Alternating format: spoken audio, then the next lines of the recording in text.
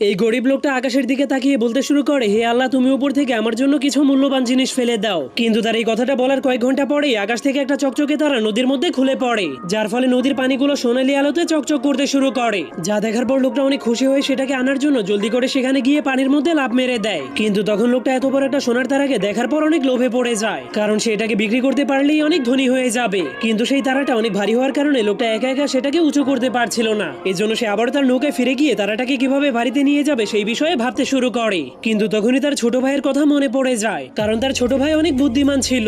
এজন্য সে তার কাছে গেলে তাকে সাহায্যের জন্য কোনো না কোনো উপায় বের করে দিবে। কিন্তু তার ছোট ভাই তার চাইতেও বেশি লোভী ছিল। এরপর সে যখন তার ভাইয়ের কাছে গিয়ে তার ভাইকে সবকিছু খুলে বলে, তখন তার ছোট ভাই বলে, আমরা ওই সোনাটাকে রশি দিয়ে টেনে উপরে ওঠাবো। এরপর তারা সেই নদীর পানির নিচে গিয়ে সোনার তারাটাকে রশি দিয়ে বেঁধে উপর থেকে টানতে শুরু করে দেয়। কিন্তু তারা অনেক টানাটানি করার পরেও তারাটাকে উপরে উঠাতে পারে না। এজন্য তারা তাদের মেজো ভাইয়ের কাছ থেকে সাহায্য চাওয়ার সিদ্ধান্ত নেয়, কারণ সে অনেক